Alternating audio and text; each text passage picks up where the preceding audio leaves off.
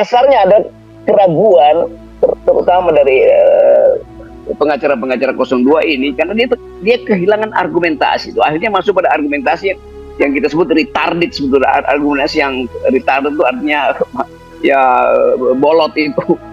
Sebetulnya ngapain menguji itu dengan asumsi bahwa Anies tidak akan menghukum Gibran? Kan konyol sebetulnya kan. Ini kan politik itu. Politik itu tukar tambah kekuasaan itu berlangsung dalam kecepatan analisis.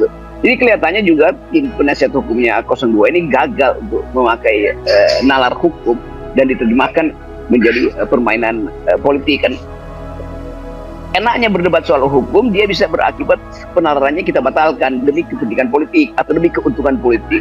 Nah, penasihat hukum Anies mampu untuk membalikkan itu, maka reverse logiknya akhirnya membekap, menanggalkan seluruh argumen dari penasihat hukumnya 02. Ya, iya. Saya kira iya, kalau katakanlah ini kan kita menggunakan logika dari pengacara KPU ya. Seandainya Amin yang menang, saya kira tuntutan publik terhadap Jokowi dan keluarganya itu makin kencang, bukannya malah makin gitu ya. Kan mestinya begitu. Nah, bahayanya ini lawyer-lawyer KPU ini berpikir secara hukum positivistik tuh, bahwa normanya akan menentukan hasilnya. Tidak, dalam pemilu itu justru norma pemilu itu yang kita menjadikan dasar untuk menyusun norma hukumnya kan. Kan terbalik-balik kan. Jadi bagaimana mungkin orang yang menang itu tidak akan mempersoalkan hal yang dia duga dulu adalah bagian dari upaya untuk membuat dia tidak menang. Anies tentu menduga bahwa Gibran ditaruh di situ untuk membuat dia tidak menang. Begitu dia menang, maka dia akan bongkar dugaan itu kan. Jadi kelihatannya gagal itu gengnya pengajar KPU itu tidak mampu berpikir tajam, tumpul pikirannya. Nah, dan pada Yusril terjadi hal yang sama juga, karena tidak lama setelah Mahkamah Konstitusi memutuskan itu, memutuskan Gibran, keputusan nomor 90 kan, dia memberikan komentar bahwa dia kelihatan sudah memprediksi bahwa saat hal-hal yang semacam sekarang ini akan terjadi, karena pada waktu itu dia menyarankan, ya kalau saya menjadi Gibran, saya sih akan lebih baik, oke, terima kasih sudah diberi kesempatan untuk boleh maju sesuai undang-undang, tapi ya, dia akan mengundurkan diri. Pada waktu itu begitu Yusril posisinya. Dan orang kemudian lihat apakah karena Yusril pada waktu itu sedang ngurus SKCK bersama dengan Erick Thohir dan kemudian batal karena Gibran yang maju gitu.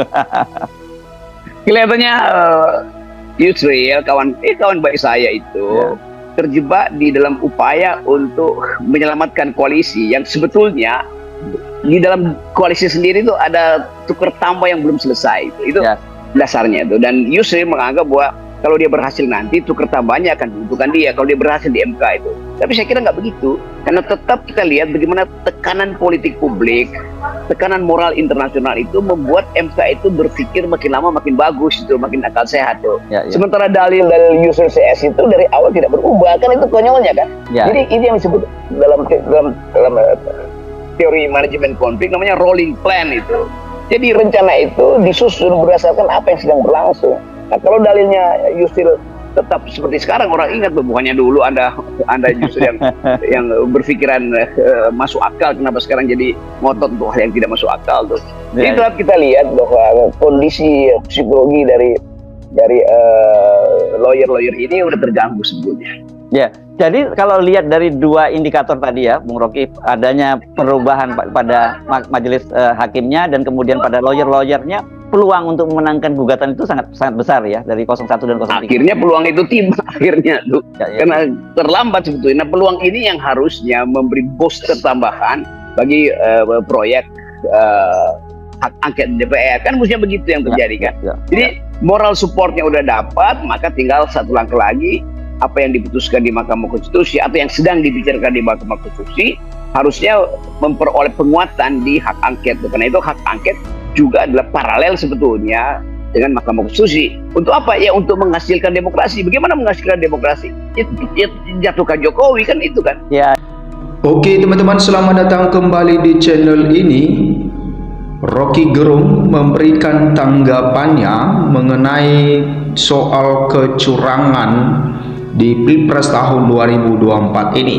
Dia menanggapi bahwa pintu masuk kecurangan pemilu itu di tahun 2024 adalah putusan MK atau putusan Mahkamah Konstitusi. Ya, teman-teman, memang kita tahu bahwa ketika Gibran Rakabuming Raka dicalonkan sebagai cawapres dari Prabowo Subianto, maka menuai polemik di berbagai kalangan, ya, karena umur Gibran yang masih belum masuk ke 40 tahun. Akan tetapi oleh karena putusan Mahkamah Konstitusi tentang batas usia capres-cawapres, di mana dia memperbolehkan sebagai kepala daerah yang sedang bertugas walaupun umurnya di bawah 40 tahun, maka boleh menjadi seorang calon presiden dan calon wakil presiden. Sehingga dari putusan ini Rocky Gerung menilai bahwa ini untuk meloloskan Gibran, dan ini adalah pintu masuknya. Awalnya dilakukan satu dugaan kecurangan. Itu menurut Rocky Gerung. Nah, teman-teman, di sini kita lihat bahwa akademisi Rocky Gerung menyatakan suara rakyat sudah hilang. Hal itu disebabkan berbagai kecurangan yang terjadi selama proses pemilu 2024. Nah, ternyata berdasarkan pengamatan dari akademisi ini, yaitu Rocky Gerung, bahwa sudah terjadi dugaan-dugaan kecurangan di Pilpres tahun 2024. Nah, di tanggal 20 Maret kemarin, bahwa kubu 01 dan 03 dinyatakan tidak menang oleh KPU dan kubu 02 dinyatakan menang oleh KPU, yaitu Prabowo Gibran. Dan pada saat itu sehingga kubu 01 dan 03 mengajukan gugatan ke Mahkamah Konstitusi dan sedang berlangsung sekarang. Apakah nanti itu bisa terrealisasi atau tidak? Dan tentu itu menandakan bahwa politik atau pemilu tahun 2024 ini tidak sedang berjalan baik-baik saja. Ya, kalau sudah berjalan baik-baik saja, tentu kubu 01 dan 03 tidak melakukan gugatan di Mahkamah Konstitusi. Nah, pada saat itu ketika Gibran Rakabuming Raka dicalonkan sebagai cawapres, maka ketua Mahkamah Konstitusi adalah Anwar Usman, ya, selaku paman Gibran Rakabuming Raka. Sehingga ya pada saat itu Anwar Usman mendapatkan sanksi berat dari MK dan berujung pada pencopotan dia sebagai ketua Mahkamah Konstitusi dan tidak terlibat di dalam pembahasan sengketa Pilpres. Sehingga di Mahkamah Konstitusi sekarang kita tidak mengetahui dan melihat Anwar Usman di situ. Ya, kita lanjut. Poin saya adalah apa yang disebut tadi sebagai suara rakyat itu sudah hilang, kata Rocky dalam dialog spesial bertajuk Rakyat Bersuara bersama Aiman Wijaksono yang disiarkan Inews Selasa 20 Februari 2024. Nah, kemudian dia menyinggung istilah Folk Populi Folk Day atau suara rakyat adalah suara Tuhan. Istilah tersebut, kata dia, sudah tak relevan dikaitkan dengan pemilu 2024. Ya, sebaliknya, kata dia, dengan berbagai macam bentuk dugaan kecurangan yang terjadi, istilah itu sudah berubah. Sekarang yang terjadi adalah Folk Populi Clario Day. Suara rakyat adalah tangisan Tuhan. Itu yang terjadi, ujarnya. Ya.